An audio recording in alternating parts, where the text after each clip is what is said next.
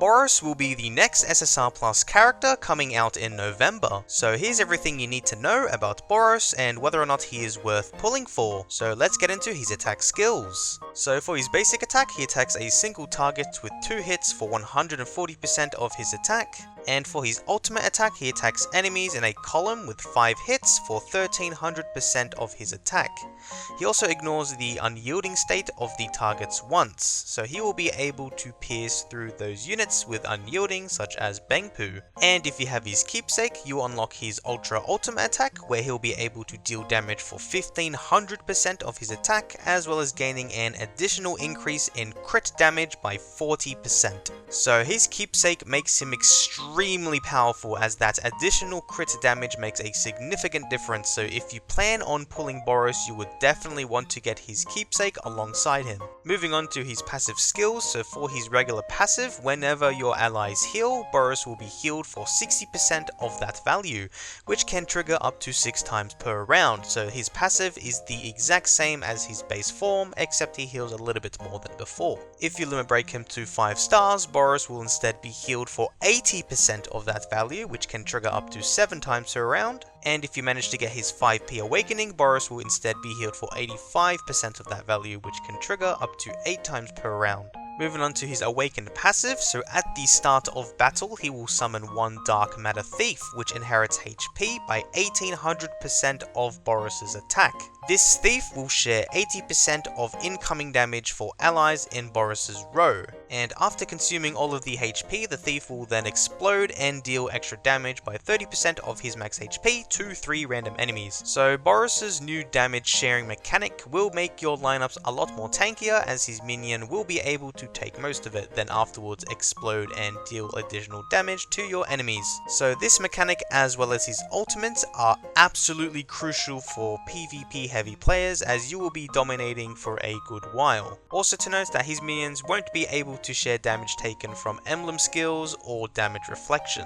And if you manage to evolve him to his second awakening, he will be able to summon 2 thieves instead of 1, where the second thief will share incoming damage for your allies in the other row, so now your whole team will be able to have incoming damage directed into both of Boros' thieves now, which will make your team ultimately even more tankier. Now moving on to enhancements, so for his talent page, I would recommend unlocking both of his talent pages, and from his second page, I would definitely recommend upgrading his base attack, damage rate, and crit rate, and from his third page, I would upgrade his base attack, ult damage, and crit damage. Those should be your top priority. And then those marked inside the blue circles are also good stats to upgrade if you do have the spare talent points to do so. For his damage sigils, you can use sword sigils, and for his support sigils, you can use vitality sigils. In regards to his limit break, at a minimum, you can get him to 4 stars so that you can progress further into his talent and awakening. Now with Boros, he isn't the most important character to 5-star because it will just make him more tankier, and his passive is essentially the same as his base form. So I would recommend holding off and saving your Omni Shards for Carnage Kabuto Plus, because Carnage's 5p is amazing. So if you are going to get both of these units, you can save your Omni Shards from Boros and then you can put them instead into Carnage Kabuto, as that is a better investment in the long term. And in regards to his awakening, at a minimum, get him up to 4-star awakening to attain his crit damage, and crush rate buffs. And if you get his keepsake, you can decide to get his 5p in order to be constantly healing whenever your allies heal. Otherwise, having him at 4p is perfectly fine, because the increase in healing only goes from 80 to 85%, so only 5%, and 1 extra time up to 8 times. It's not essential to have, but if you really want to, or if you have the villain resources to do so, you can. Moving on to his gears, so for his gear setup, for his ideal gear set, you'd either want a primal or gunner set. Now even with the brand new red gears that just came out of recently, I would still consider using a primal set as top priority. However, if you are missing certain primal gears, as long as you have a drive red gear, then it can be backwards compatible with primal in order to activate that primal set bonus. So you can use red drive gears, but I would recommend using a primal set rather than any of the 4 red gear sets. And with his gears, you can either go one of 2 ways, where you can go 4 attack bonus gears, or you can go 2 attack bonus gears with 1 attack crit gear and 1 attack crit damage gear. Crits will work greatly with Boros since he gains that additional crit damage buff if you get his keepsake. So use a crit build if you do have his keepsake, otherwise you can use an all attack build without his keepsake to make his minions explosion damage a bit more stronger. And for his buff gears, all of them should have attack, with your villain gear having attack bonus and flat attack, your SP gear having crit and flat attack, and your dragon gear having damage rate and flat attack. And if you manage to get an augmentation from upgrading your dragon gear, getting a crit augmentation would work best with Boros. Now I will also be providing some examples of what some lineups can look like with Boros. So right off the bat, you've got to realize that there's going to be no ATT, because technically if you have Boros plus or Child Emperor, ATT is completely out of meta now. So unfortunately for you ATT pullers, if you do decide to get Boros, then you might need to replace ATT for Boros. That is one concern I do have, because Boros will overpower and take up a lot of your sacks instead of ATT, because he is an expensive character. You do need to invest highly into Boros. So with the first example, you might be surprised that there is an SR unit being Lightning Genji, but I have seen this composition work extremely well during the Boros era whenever he comes out. This is going to be a very strong team with example 1, where Genji will be able to buff Boros's attack, as he is basically your main game changer. His explosion damage will be dealing a tremendous amount of damage, as well as his ultimate. So using this team with Child Emperor, Sonic and Gale Wind in the same row as each other, Boros doesn't really need to be sped up. But using this team will work extremely well, and you might be seeing this team a lot in the top compositions of PvP. Otherwise, some other examples that could also work could be example 2, where you have an extremely tanky team with Hellfire, Drive Knight and Goketsu alongside Bomb's Core with Child Emperor and Boros Plus. So this will also be a very durable team where Boros can be able to survive for a lot longer, since the shields are going to be tanky, as well as the Boros minions helping out there. Now you can also go with example 3, where you have a lot of single / column damaging units like Bakuzan, Sonic, even RMG and Boros, where you particularly focus on single target damage, as this does work and it can be quite strong, where you also have Drive Knight to act as a support for your team. And finally, you can either go with example 4, which is much like example 1, except instead of going the more damage route, you can go with the more defensive route by replacing Lightning Genji with Goketsu. I've also seen this composition work as well in the Southeast Asian servers, so if you do have Goketsu, he is a solid pick to put into your team. So these teams you would probably highly expect to see from those high PvP end players. Now these are also some examples that low end players can be using as well if they do not have all of those SSR Plus or some LSSR units. Like in example 1, if you did pull for Goketsu and RMG, they can work well with Boros, as well as having Magic Trick Man and Genji as your supporting units with your Duelist and High-Tech slot and with Bomb's Core. Now if you did go for ATT instead of RMG, you can use ATT with Vaccine Man alongside Boros, so you do have the best of both worlds, where you have AoE dot damage as well as pure column DPS damage, where you can use Lightning Genji and Magic Trick Man again as your 2 remaining slots. Now for example 3, if people did manage to awaken Bakuzan, you can use Bakuzan. I mean, Boros does overpower Bakuzan, but you can use both of them as your single targets heavy attacking team, as this is a very single target heavy attacking team where you legit have Zombie Man, G4, Bakuzan, Boros, RMG, they're all heavy hitters. But if you want to, you can replace someone like G4 or Zombie Man for Lightning Genji or Magic Trick Man. It all entirely depends up to you. These are just some examples that you can substitute for if you don't have those units, so this is also a decent lineup to use. And finally, for example 4, I've decided to also put in one Giro team, where if you did get ATT and RMG, then you can use Vaccine Man alongside to support for ATT, and then you can put Boros in between them.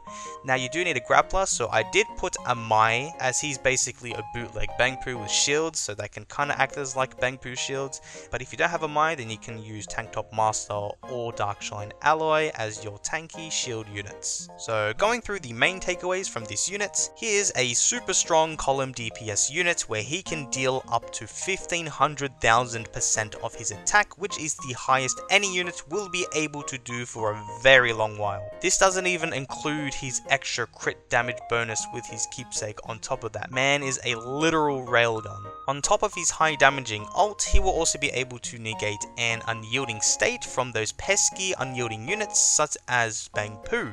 So Boros will be shining until Garu Plus comes out, where he introduces the all new specialized unyielding, which is the shield effect that you also see from Epic Conqueror's Challenge, which has no counter by the way at the moment, so you're gonna have to wait until Garo or Atomic Samurai. He also has amazing survivability, as his constant healing passive and his damage sharing awakened passive will keep your team alive for much longer, on top of Bomb's already defense heavy core, which will shine throughout this era. And finally, he is super strong in both PvP and PvB, so against bosses, since 1500,000% attack is no joke. He'll be great against those bosses for a fairly long time, and he will shine for quite a while in PvP, mainly for his damage sharing passive, a lot more in the future, but his ult is still super handy to break through those resilience shields. Now going through some of his cons, he is an Esper, which is a very competitive type, especially if you're using dot lineups with ATT and either Chose, Vaccine Man or Awakened Vaccine Man in your team already. So you will need to make some sacrifices and replace your dot damage boosters or remove your additional grappler units so that you can have 3 Espers instead onto your team, so you will have to work around how to fit Boros in your team.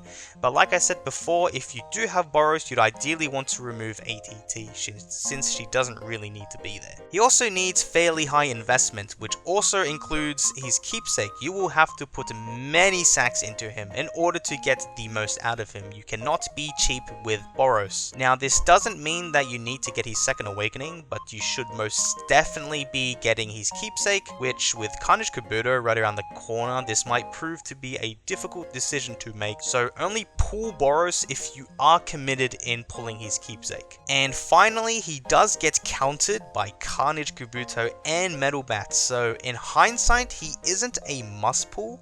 If you are limited on black tickets, as in Garagantroop's core, you can use other Espers such as King, Phoenix Man, Giro in your lineups, etc.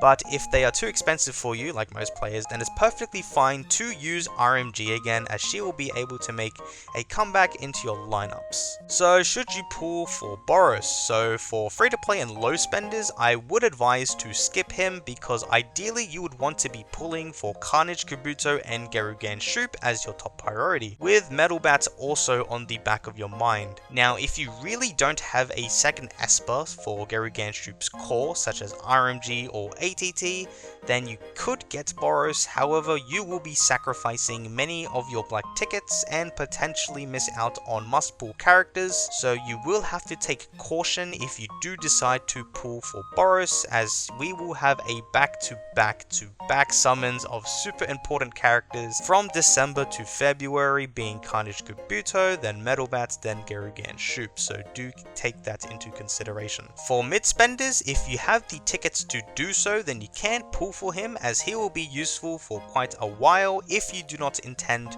to pull those very expensive Espers such as King or Phoenix Man. Now when pulling for him, you should also be pulling his keepsake, since his massive damage increase is no joke, so if you can't get him with his keepsake, you should probably skip and save for Carnage Kabuto with his keepsake. And for whales, you would definitely want to get him and his keepsake, as well as his second awakening if you can manage to do so, as having 2 minions that can cover up for your whole team is strong and for a very long time, since there isn't a massive counter against his damage counter mechanic, until much later when SSR Plus Tank Top Master gets released, so he will be quite useful as your second Esper for a fairly long time. And now going through the predicted SSR Plus timeline for global. So this is what I predict will be the release schedule if the devs decide to follow the Southeast Asian release schedule, as well as not rushing the release of these units like they did with LSSRs. So if you are playing in the long run, try and plan out who to pull for using this table as a guide. Anyways, that wraps up the end of the video. I'd love to give shoutouts to all of my amazing YouTube members, so special thanks to my X tier members being Gamma, Dragon, Solionaire, Blackshot, Swift, and Oliver, and my Z tier members being Red Skunk, Zelion, Skies, and Creighton. Thank you all very much for your increasing amount of support, as you guys are massive contributors in making this type of content possible.